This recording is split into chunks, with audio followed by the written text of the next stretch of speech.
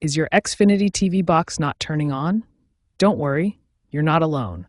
Many users experience this issue, and often the fix is simpler than you might think. There are three main types of power issues you might encounter. Complete power failure means no lights and no response from your box. Partial power shows LED indicators, but no video output. And boot loop is when the box repeatedly tries to start, but keeps failing. The first and most effective troubleshooting step is power cycling. This simple process resolves about 89% of startup issues. Here's how to do it properly. Next, verify that your power outlet is working properly. Test it with another device like a lamp or phone charger.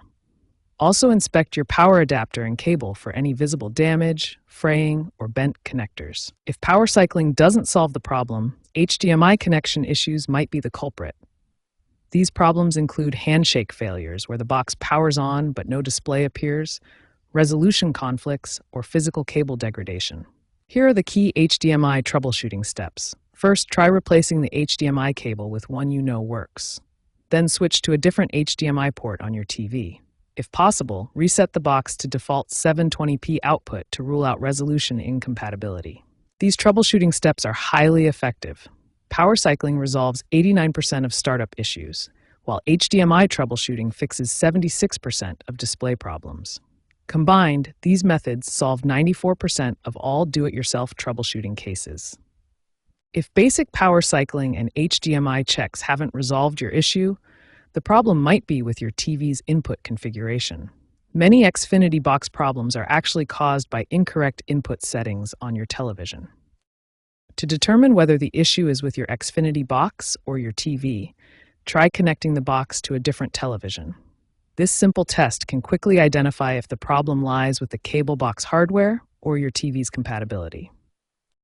Prevention is key to avoiding future issues. Proper ventilation is crucial for your Xfinity box. Ensure at least 6 inches of clearance around all sides of the device. Avoid placing it in direct sunlight or near heat sources like radiators or other electronics. Power surges can damage your Xfinity box and cause startup failures. Always use a quality surge protector to safeguard your equipment. This simple precaution can prevent costly repairs and service interruptions. Recent data shows that 35% of no power calls are resolved through basic power cycling, while 25% are due to HDMI connection issues. Following these troubleshooting steps gives you a 94% success rate for resolving startup problems yourself.